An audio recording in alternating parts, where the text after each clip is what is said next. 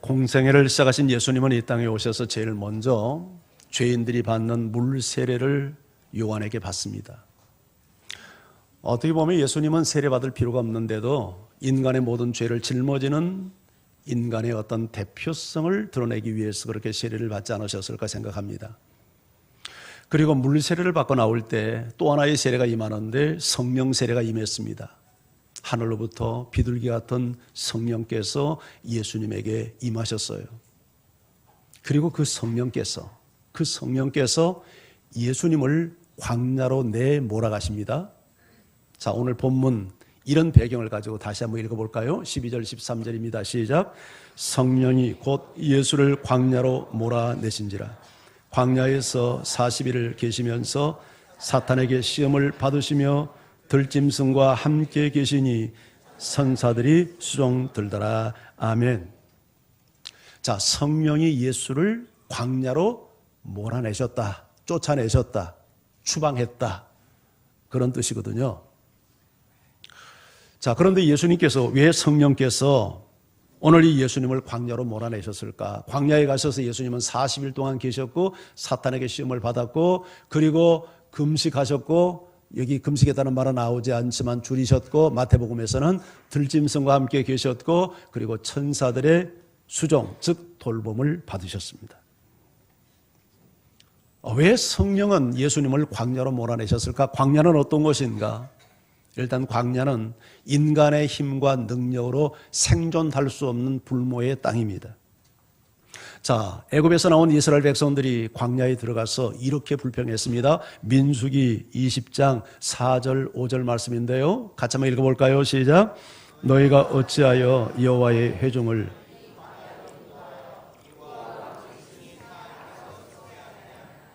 너희가 어찌하여 우리를 애굽에서 나오게 하여 이 나쁜 곳으로 인도하여 이곳에는 파종할 것이 없고 무화과도 없고 포도도 없고 석류도 없고 마실 물도 없도다. 누가 누구에게 한 말입니까? 이스라엘 백성들이 모세와 아론, 그들의 지도자에게 했던 말입니다. 자, 어찌하여 여호와의 회중을 이 광야로 인도하여 우리와 우리 짐승을 여기서 죽게 하느냐? 광야는 사람이 살 수 없는 땅이에요. 죽을 수밖에 없는 땅이에요. 자, 어찌하여 우리를 애굽에서 나오게 하여 이 나쁜 곳으로, 광야는 나쁜 곳이라고 말합니다. 왜 나쁜 곳입니까? 파종할 것도 없고 무화과도 없고 포도도 없고 석류도 없고 심지어 마실 물도 없는, 여기 없다고 하는 것들은 없어서는 정말 안 되는 것들이잖아요.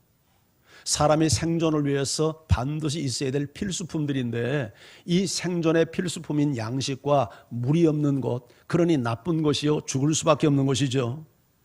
그런데 성령께서 예수님을 바로 이러한 정말 고통스러운 환경으로 몰아내셨단 말이죠. 몰아내셨어요. 예수님이 자원해서 간 게 아니라 성령이 몰아내셨어요. 그래서 거기서 40일 동안 예수님은 줄이셨단 말이죠. 금식을 하려고 해서 했을 수도 있겠지만 환경 자체가 먹을 수 없는 환경이니까 금식을 하셨어요. 자, 아마 이렇게 생각해 볼 수 있다고 봐요.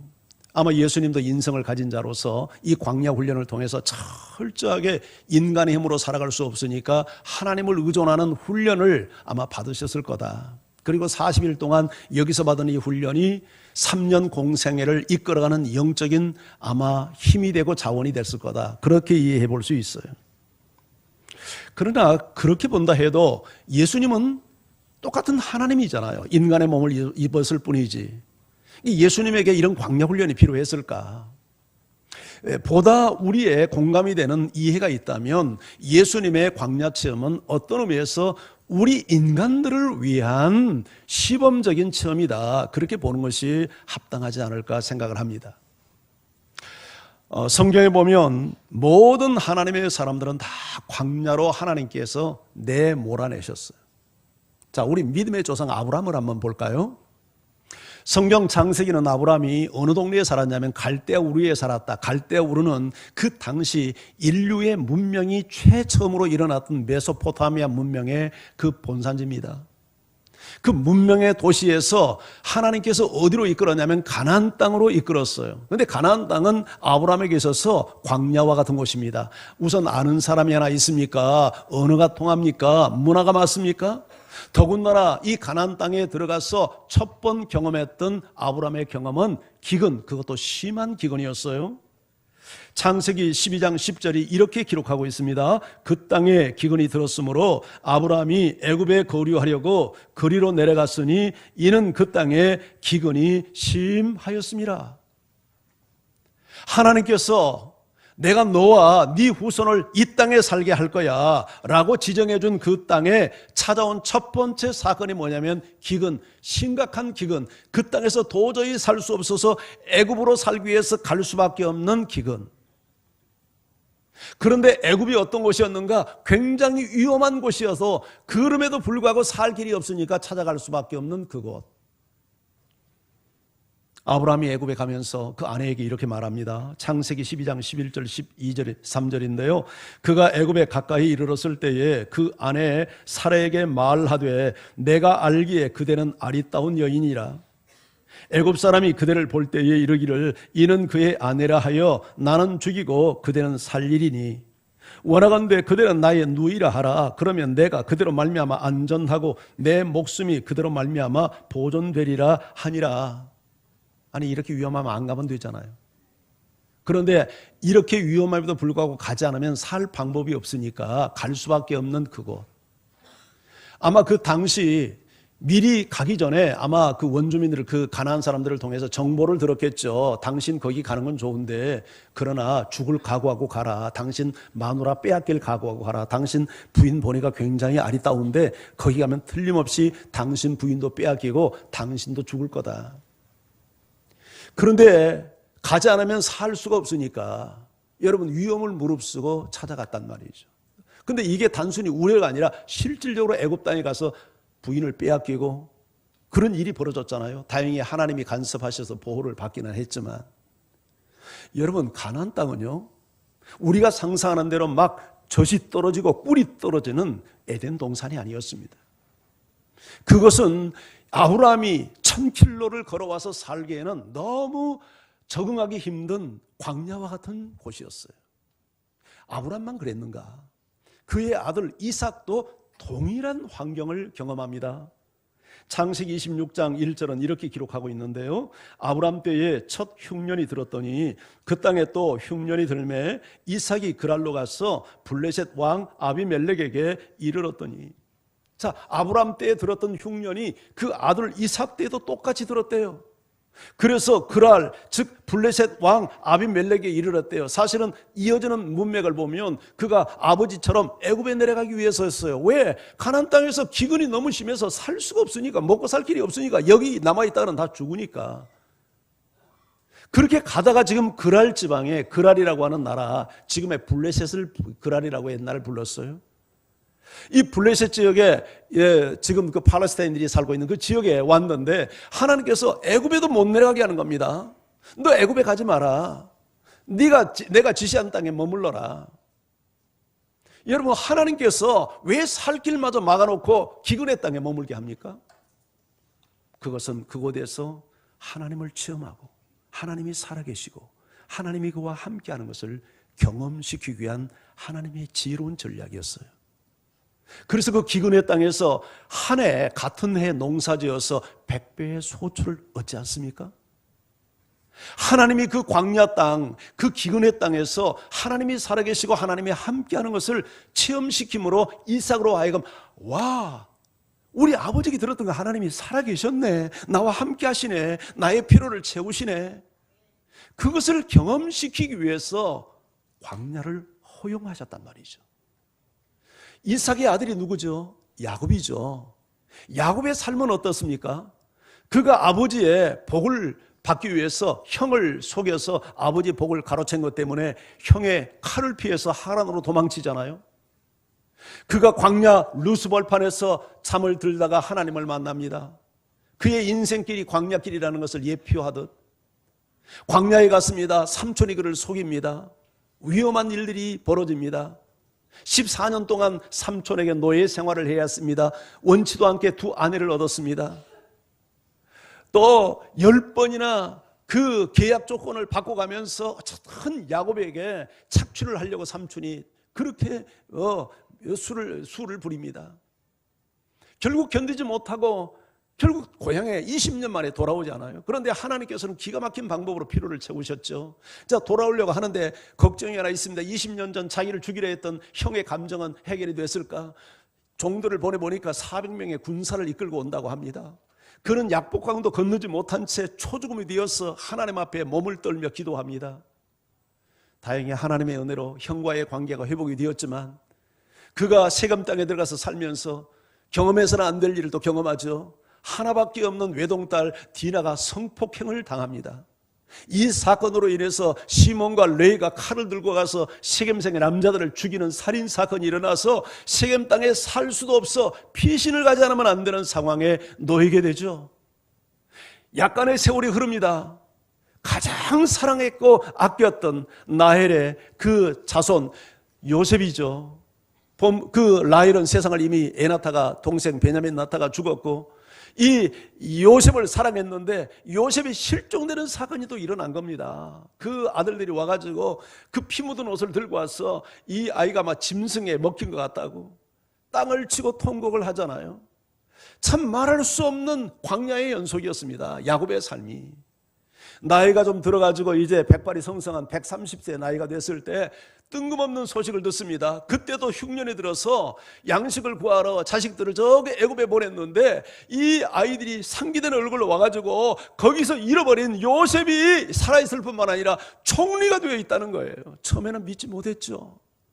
하지만 요셉이 보낸 그 이제 금수레를 보고 정신이 들어서 찾아가서 보니까 아들이 맞고 아들이 총리가 되어 있고 아들 덕분에 바로 왕까지 만나서 인사를 하는 이런 이제 은혜를 누립니다.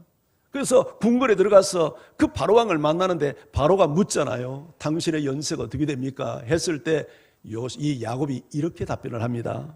창세기 47장 9절 말씀인데요. 야곱이 바로에게 아뢰되 내 나그네길의 세월이 130년이니다. 내 나이가 얼마 못되니 우리 조상의 나그네길에 연조에 미치지 못하나 험악한 세월을 보내었나이다. 바로가 연세를 묻는데 그 나이를 말할 때 두 번이나 야곱은 내 나그네길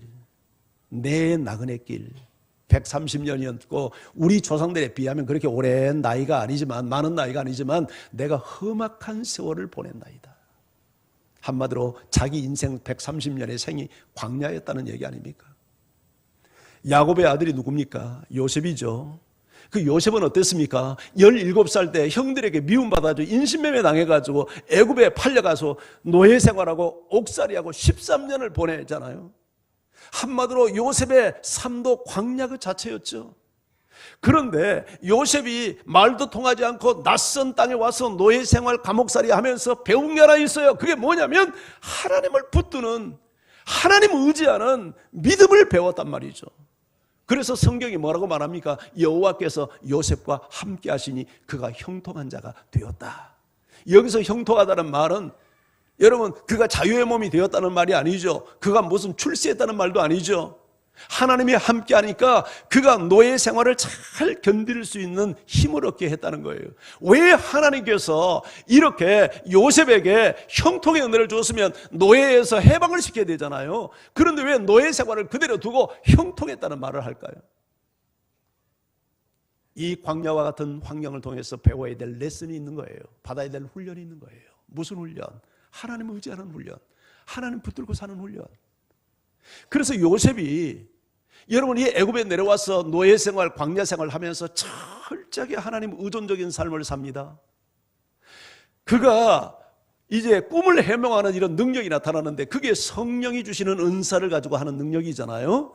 그가 하나님과 함께하는 삶을 살지 않았다면 그런 능력을 가질 수 없죠. 왕이 꿈을 꾸었는데 해석할 방법이 없는 거예요. 그때 소문을 듣고 이제 요셉을 부르잖아요. 요셉의 꿈 해몽을 했습니다. 그랬더니 왕이 요셉에게 한 말이 이런 말을 했어요. 창세기 41장 38절 말씀 우리 같이 한번 읽어볼까요? 시작. 바로가 그의 신하들에게 이르되 이와 같이 하나님의 영에 감동된 사람을 우리가 어찌 찾을 수 있으리요? 요셉이 꿈 해몽하는 것, 왕이 꾼 꿈을 누구도 해석하지 못했는데 이 젊은 청년 요셉이 해몽해내는 것을 보면서 하나님의 영에 감동된, 이렇게 감동된 사람을 어디서 찾겠느냐? 영어 성경은 감동이라고 표현되지 않고 하나님의 영 안에 거하는 자, 그렇게 되어 있죠. 하나님의 영 안에 있는 자, 하나님 안에 거하는 자.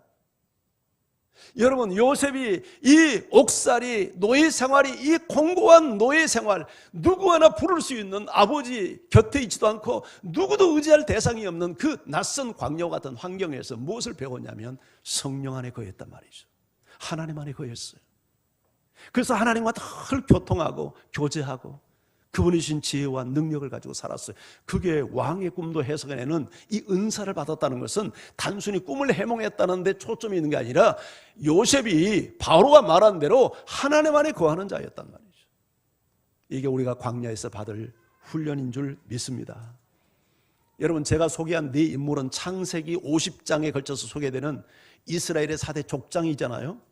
자, 창세기 끝나고 출애굽기가 되는데 출애굽기에 제일 먼저 등장하는 인물이 모세입니다. 그런데 하나님은 이 모세도 광야로 몰아넣으시잖아요. 출생하는 순간부터 이스라엘의 모든 아이는 죽임을 당해야 되는, 요단강에 던져져서 아가밥이 되어야 되는 그 성경에서 모세가 태어나요. 간신히 부모 잘 만나서 보호를 받죠. 그런데 역시 3개월 있다가 요단강에 갈대 상자에 담겨서 띄우지 않으면 안 될 그런 상황에 놓이잖아요. 광야잖아요. 그래서 바로 공주의 아들이 되어서 친어머니를 어머니라고 부르지 않고 남의 여자를 어머니라고 부르면서 40년을 궁궐에서 지내다가 하나님께서 그를 다시 미디안 광야로 내몰아내십니다. 쫓아내는 거예요. 광야 속으로. 거기서 모든 것을 다 잃어버립니다. 예. 바로 공주의 아들이라고 하는 명예도, 그가 왕자라고 하는 어떤 지위도, 권력도, 힘도, 청춘도, 할 수 있다는 자신감도 다 잃어버려요. 나이 80이 되잖아요. 아무것도 할 수 없다고 하는 논이 된 이 모세. 하나님은 모세를 광야로 몰아넣으셨어요. 그로 인해서 하시고자 하는 게 뭐였을까요? 이 지도자 모세를 통해서 이스라엘 백성들을 구원하기를 원했고 인도해내기를 원하잖아요. 광야의 삶을 살았기 때문에 40년 동안 광야에서 이스라엘 백성들을 지도하는 리더가 될 수 있었잖아요. 하나님께서 모세를 통해서 430년 동안 종살이하는 이스라엘 백성들을 구출해낸 다음에 가나안으로 바로 약속의 땅으로 데려가지 않고 광야로 또 이끌어 가십니다.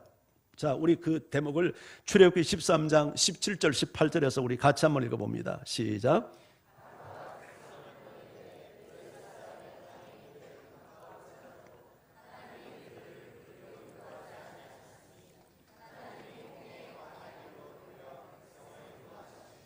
여기 이스라엘 백성을 인도하는 인도자가 누굽니까? 하나님이죠. 그런데 가까운 걸로 인도하지 않고 홍해 광야길로 돌려 턴하여, 턴해서 광야길로 인도했대요. 광야로 인도하신 이가 누구냐면 하나님이에요. 하나님께서 왜 이 광야길로 이스라엘 백성들을 이끌어 가셨을까요? 능력이 많으신 하나님이 바로 가나안 땅에 집어넣어서 얼마든지 할 수 있을 텐데 하나님은 그렇게 하지 아니하시고 왜 광야 40년을 걷게 하셨을까?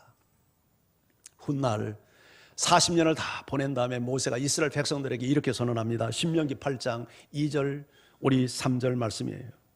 자, 네 하나님 여호와께서 이 40년 동안에 네게 광야길을 걷게 하신 것을 기억하라. 누가 광야길을 40년 동안 걷게 했다고요? 하나님이.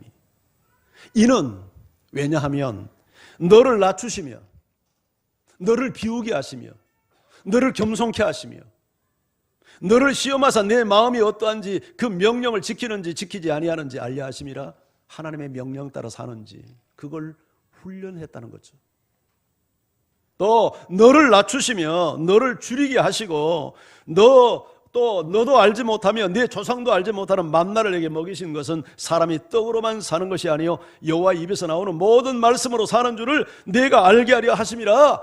우리가 잘 먹고 잘 사는 인생이 되는 것이 하나님의 우리를 향한 복이 아니요 목적이 아니라 하나님의 관심과 목적이 어디 있다는 거예요. 하나님의 입에서 나오는 모든 말씀으로 사는 훈련을 시키기 위해서 하나님께서 40년 동안 이스라엘 백성들을 광야로 이끌었대요. 여러분, 광야는 인간의 힘으로는 도저히 살아갈 수 없는 땅이에요. 그러니까 하나님 의지할 수밖에 없고 하나님 붙들 수밖에 없죠. 뿐만 아니라 이곳에서 철저하게 자기를 낮추는, 자기를 비우고 내 힘으로 사는 환경이 아니구나, 바둥대어서 살 것 같으면 나 자기 힘으로 사는데 바둥대도 노력해도 힘을 써도 애를 써도 울어도 불어도 살 수 없는 환경이 광야라의 광야. 그러니까 자기를 다 포기할 수밖에 없는 곳 광야. 이곳에서 무엇을 하나님께서 교훈하기 원했냐면 낮추시는 것, 자기 힘 의지하고 자기 백그라운드 의지하고 사는 거 다 포기하는 것, 자기를 낮추시고 겸손케 하시고 하나님의 말씀 앞에 순종하고 내 뜻, 내 생각, 내 의지를 가지고 사는 인생이 아니라 말씀 앞에 순종하며 이해되지 않아도 유익이 없어 보여도 하나님이 명령하시고 말씀하시면 따라갈 줄 아는 이 훈련을 40년 동안 시키시고, 사람이 떡으로만 사는 것 아니요, 세상의 환경과 조건을 따라 사는 것 아니요, 하나님의 입에서 나오는 모든 말씀을 따라 사는 훈련을 시키기 위해서 40년 동안 광야로 몰아넣으셨다는 거예요. 아마 여러분 가운데도 지금 광야를 걷고 계신 분이 계실 거예요. 광야는 내 힘으로 살아갈 수 없고 없는 것 투성이에요. 어떤 사람은 돈이 없고, 어떤 사람은 건강이 없고, 어떤 사람은 보험도 없고, 어떤 사람은 연금도 없고, 어떤 사람은 집도 없고, 어떤 사람은 함께 애정을 나눌 수 있는 사랑하는 사람도 없고, 가족도 없고, 광야죠. 인간은 누구도 이 광야를 좋아하잖아요. 광야에 대한 두려움이 있어요. 그런데 하나님은 우리에게 왜 광야를 허용하실까요? 이 광야가 아니면 배울 수 없는 레슨이 있는 거예요. 광야에서만 터득할 수 있는 하나님을 아는 지혜가 있는 거예요. 광야는 내 힘으로 사는 것이 아니니까, 하나님의 은혜와 힘으로만 사는 것이니까, 광야를 통과하면서 하나님은 살아계셨구나, 하나님이 나와 함께 하시는구나, 하나님의 은혜가 아니면 내가 살아갈 수 없는데 은혜를 베푸시는구나. 그리고는 내 힘을 빼고 내 의지를 빼고 철저하게 겸손을 배우고 순종을 배우고 하나님의 입에서 나오는 모든 말씀을 따라 사는 훈련을 받기 위하여 하나님은 이 광야로 인도하셔요. 그런데 광야라고 해서 늘 그렇게 고통만 계속되는 건 아니에요. 듬성듬성 때로는 숨을 돌리게 하고 휴식도 취하게 하고 재충전도 할 수 있는 위로의 장소를 마련해 주셨는데, 그게 바로 오아시스예요. 어린 왕자라는 유명한 책을 썼던 쉥텍 쳬베리는 광야가 아름다운 것은 오아시스가 있기 때문이다, 그런 말을 그 책에서 했어요. 만약에 광야를 여행하는 사람은 온통 한 가지 생각밖에 없어요. 물. 오아시스 어디 없나? 오아시스를 만나면 살고 오아시스 만나지 못하면 죽어요. 그런데 하나님은 이 광야의 험한 환경을 지나가게 하면서도 견딜 수 있도록, 살아갈 수 있도록 우리에게 오아시스의 은혜를 허락하셔요. 오아시스도 없을 때는 때로는 반석을 터뜨려서 물을 내게 하시고, 낮에 해가 상치 못하도록 구름 그늘을 만들어 주시고, 밤에 추위가 해치지 못하도록 이불을 덮어주시고, 그리고 양식이 떨어질 때는 하늘에서 만나라고 하는 그 조상들도 알지 못했던 신비한 양식을 내려주셔서 먹게 하시고, 광야는요 아주 가늘은 모래바람이 있는 그런 곳이 아니에요. 그건 사막과는 또 달라요. 아주 흙이 거칠고 모래가 거칠고 자갈이 있고 가시덤불이 있는 이 광야길을 40년을 신발도 없이 걸었는데도 발이 부르트지 않게 했어요. 할렐루야. 옷이 40년 동안 해지지 않았어요. 여러분, 해마다 여러분 옷 사 입잖아요. 옷 몇 년만 입어도 유행이 지나고 옷이 헤어져서 못 입는데 40년 동안 땀내 나는 그 광야길을 걷는데도 옷이 닳지 않도록 하나님께서 특별한 은혜를 주었어요. 이것을 통해서 하나님은 살아계시구나, 하나님은 나와 함께 하시는구나, 우리가 사는 것이 내 힘으로 사는 것이 아니라 하나님의 은혜로 사는구나. 이것을 몸으로 체험할 수 있도록. 그래서 힘 빼고 자기 힘 빼고 하나님 의존하는 믿음의 힘을 가지고 살도록 훈련하기 위하여 광야로 내몰았어요. 광야 40년을 다 지나고 난 다음에 모세가 이스라엘 백성들에게 이렇게 선언합니다. 신명기 1장 31절 말씀. 광야에서도 너희가 당하였거니와 사람이 자기 아들을 아는 것 같이 너희 하나님 여호와께서 너희가 걸어온 길에서 너희를 아느사 이곳까지 이르게 하셨느니라. 우리가 어린 아이를 손을 잡고 아장아장 걷게 하다가 위험한 것이 나오면은 그 아이를 품에 안고 위험 지역을 통과하잖아요. 이게 우리 어른들이 하는 일이고 부모가 하는 일이잖아요. 하나님께서도 광야를 걸을 때 너 알아서 걸어라 이렇게 하지 않고 그 이스라엘 백성을 마치 사람이 그 아들을 안아서 위험 지역을 통과하듯이 광야 40년 동안 그들을 품에 안으시고 하나님이 걸으셨다는 거예요. 할렐루야.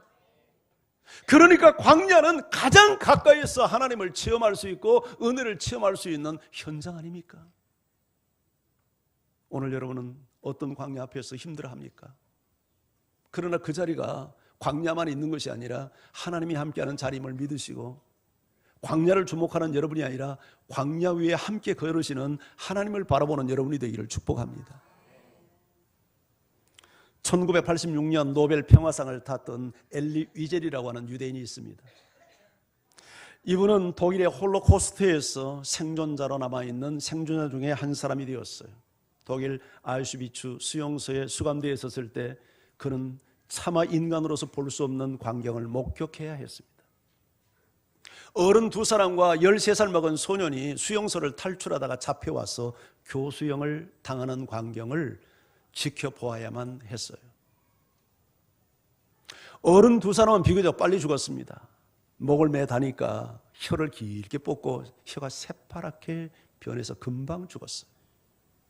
그런데 이 13살 먹은 소년은 무려 30분 동안 반 시간을 바둥바둥 대다가 이 아이가 죽는 거예요. 이 아이가 바둥대는 모습을 보면서 하나님 어디 계십니까? 하나님은 과연 살아계십니까? 그 광경을 함께 지켜보던 유대인들은 탄식했고 절규했습니다. 그런데 바로 그 순간 엘리 이젤의 마음속에 너무나도 생생하고 부정할 수 없는 하나님의 음성이 그 마음속에 들려오는 분명한 소리를 들었습니다.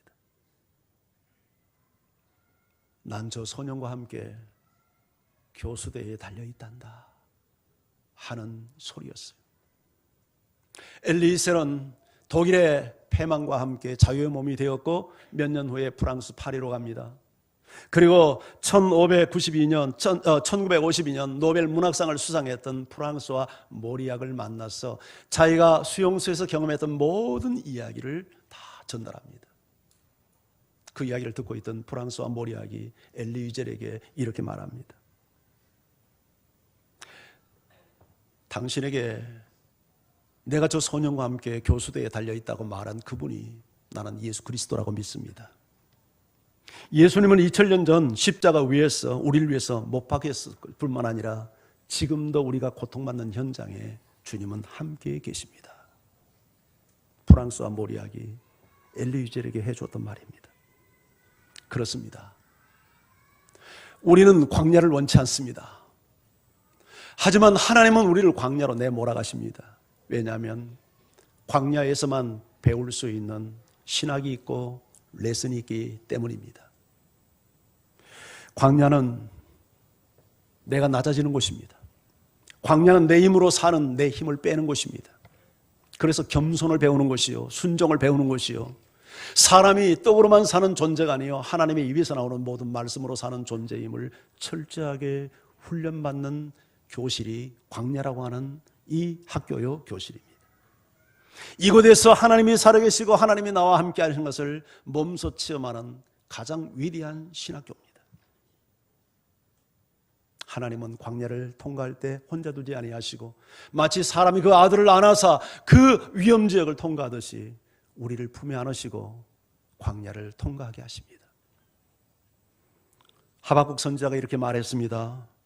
하박국 3장 17절 18절 비록 무화과 나무가 무성하지 못하며 포도나무에 열매가 없으며 감람나무에 소출이 없으며 밭에 먹을 것이 없으며 우리의 양이 없으며 외양간에 소가 없을지라도 나는 여호와로 말미암아 즐거워하며 나의 구원의 하나님으로 말미암아 기뻐하리로다. 아멘. 지금 하박국이 없다고 외치는 이 모든 것들, 이스라엘 백성들이 광야에서 파종할 것도 없고 포도나무도 없고 무화과 나무도 없고 석류도 없고 마실 물도 없다고 하는 것과 동일한 탄식이잖아요. 없어서는 정말 아니 되는 것들 아니에요. 그런데 외양간에 소가 없고 우리의 양이 없어도 나는 여호와로 말미암아 즐거워하며 내 구원의 하나님으로 말미암아 기뻐하리로다. 아무것도 없는 이 광야 같은 환경 속에서 구원의 하나님을 만나기 때문에 나는 그 하나님으로 인하여서 즐거워할 수 있고 그 하나님 때문에 기뻐할 수 있다고 말합니다. 사랑하는 성도 여러분, 왜 하나님께서 그렇게 사랑하는 당신을, 하나밖에 없는 외아들을 대신해서 희생시킬 정도로 소중히 여겼던 우리를 왜 이 광야의 고통으로 내몰아 가실까요? 하나님이 살아계심을 보여주기 위해서, 하나님이 우리를 품에 안고 가시는 것을 경험시키기 위해서, 내가 사는 것이 내 힘과 능력으로 사는 것이 아니요 하나님의 은혜로 사는 자임을 알게 하려고, 그래서 우리로 하여금 힘 빼게 만들어 겸손을 가르치고 순종을 가르치고, 사람이 떡으로만 사는 존재가 아니요 하나님의 입에서 나오는 모든 말씀으로 사는 존재임을 교훈하기 위하여 우리에게 광야의 고통을 허용하십니다.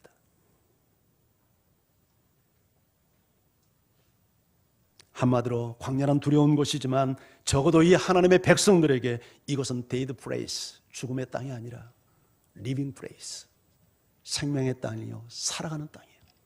인생의 끝자락이 아니라, 끝장이 아니라 새로운 역사의 출발점이 되는 곳, 그것이 우리에게 광야인 줄 믿습니다.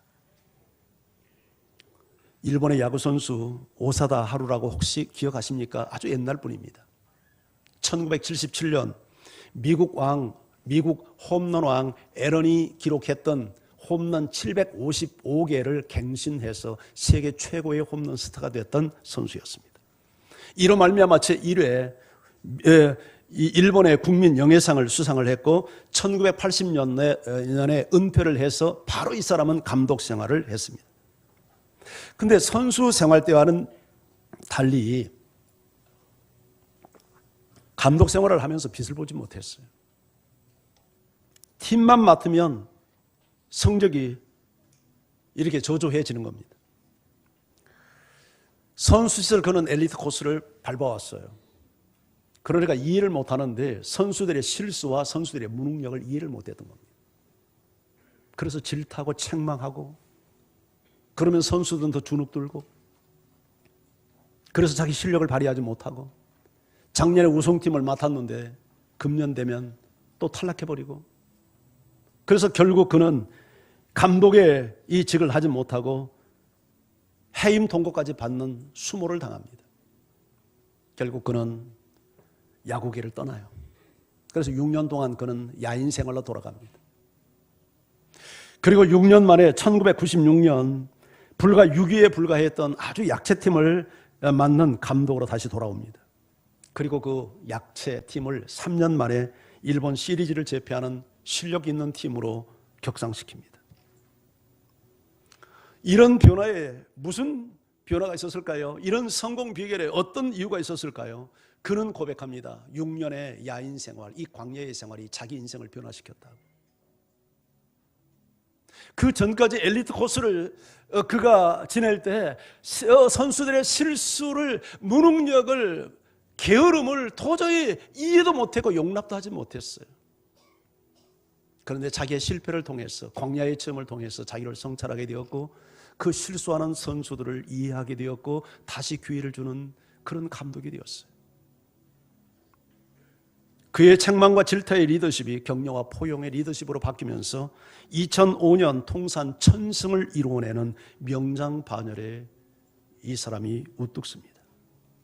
WBC 제1회 세계 선수권 야구 선수권 대회에서 우승의 트로피를 거머쥡니다. 하나님의 사람은요, 교실이 아닌 광야에서 길러집니다. 그래서 하나님께서 이스라엘 백성을 광야로 인도하시고 우리에게도 광야로 우리를 내몰아 가십니다. 이 광야에서 우리는 하나님을 만나고 내 힘이 아닌 하나님이 공급하는 힘으로 살아가는 법을 배웁니다.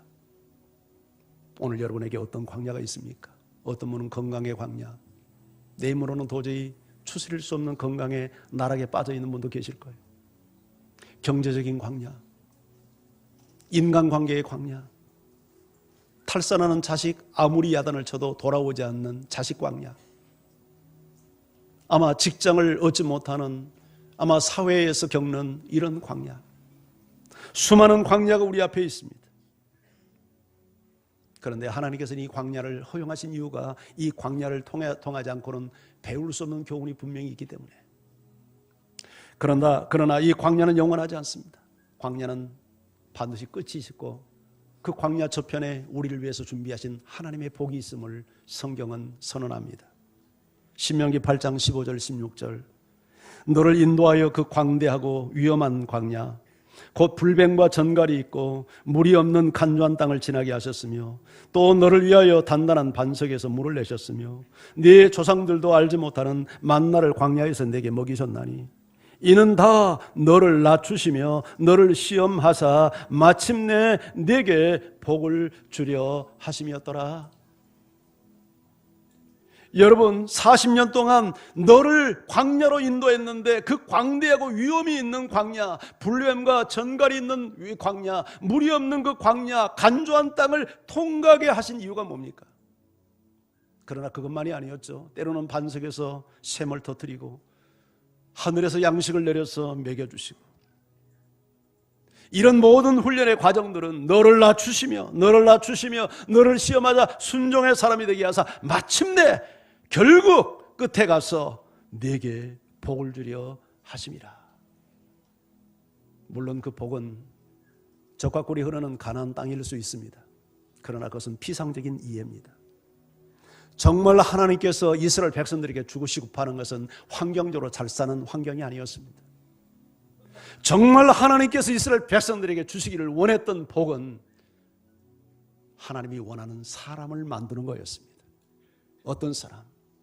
자기를 낮출 줄 아는, 자기를 비울 줄 아는, 자기를 포기할 줄 아는 겸손한 사람, 자기를 부인할 줄 아는 사람, 자기 생각, 자기 견해를 끝까지 주장하는 사람이 아니라 하나님의 말씀 앞에 무릎 꿇을 줄 아는 순종의 사람, 눈에 보이는 세상의 가치로 복의 기준을 삼지 않고 여호와 입에서 나오는 모든 말씀을 따라 살면서 하나님의 사람으로 온전케 되어가는 것을 진정한 가치와 복으로 여기는 바로 그 사람, 바로 이게 하나님께서 우리에게 광야를 허용하시면서 의도하신 복이라고 믿습니다. 하나님은 우리가 진정 인격자가 되기를 원하시고 영적인 사람이 되기를 원하시고 우리는 하나님의 사람으로 성장해 가기를 원하는 것이죠. 환경이 좋아져서 복이 아닙니다. 환경 좋아져서 타락한 사람들 너무너무 많아요. 그러나 광야길을 걸으면서 그 인격이 다듬어지고 하나님을 사랑하고 진리 앞에 헌신하고 사람을 이해할 줄 알고 용납할 줄 알고 겸손할 줄 알고 권위 앞에 순종할 줄 알고 질서를 따를 줄 알고 고통받는 사람과 함께 울 줄 알고, 이런 하나님의 사람으로 하나님은 우리를 빚어가기를 원하는 거예요. 이런 아름다운 은혜가 복이 여러분과 함께하기를 주의 이름으로 축원합니다.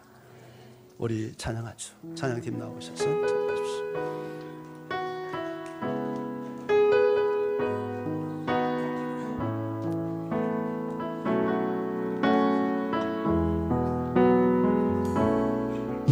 왜 나를 깊은 어둠 속에 홀로 두시는지, 어두운 밤이 왜 그리 길었는지,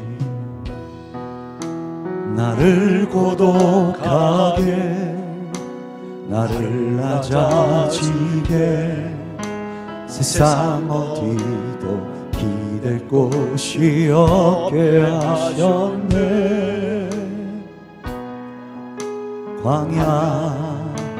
광야에 서 다시 한번 고백합니다.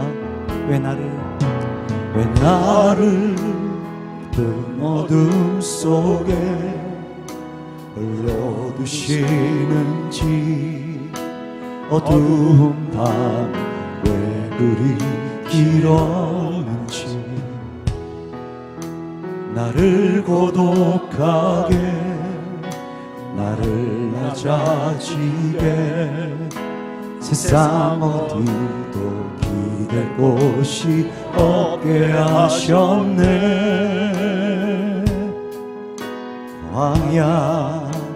광야에 서 있네.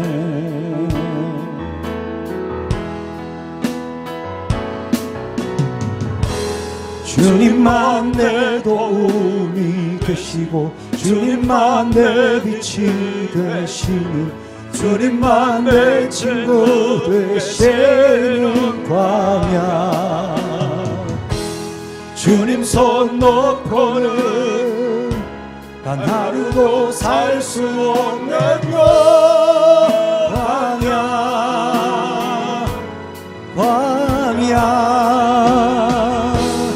주님만 내 도움이 되시고 주님만 내 빛이 되시는 주님만 내 친구 되시는 광야 주님 손 놓고는 단 하루도 살 수 없는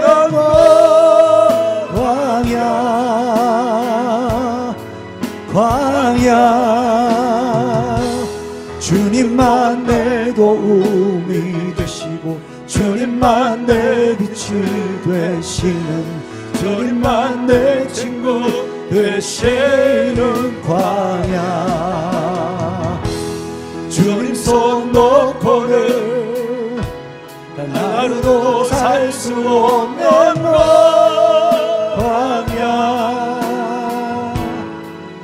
광야에 서 있네. 사랑하는 성도 여러분, 하나님께서 우리의 삶도 마치 성령께서 예수님을 저 광야로 몰아내시듯 이스라엘 백성들을 광야로 인도하시듯 우리의 삶도 광야로 인도하십니다. 하나님이 계시지 않는다고 하나님은 어디 계시냐고 원망할 수밖에 없는 광야로 우리를 내몰릴 때가 있습니다. 그러나 놀랍게도 우리는 그곳에서 하나님을 만납니다. 하나님을 체험합니다.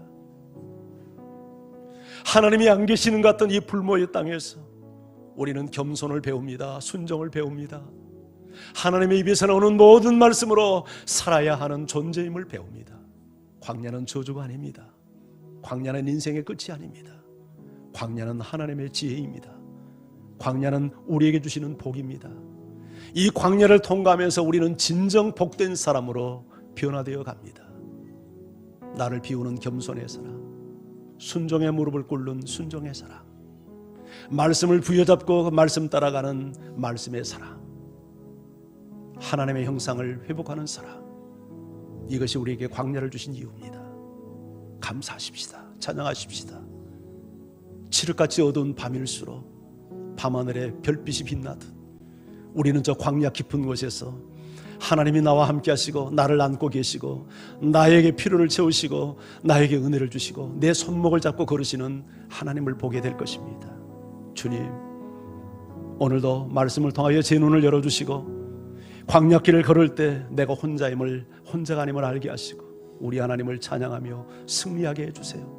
이 광야의 연단을 잘 묵묵히 견딤으로 위대한 하나님 앞에 복받는 사람으로 세워지게 해주세요. 기도하며 우리 함께 나갑니다.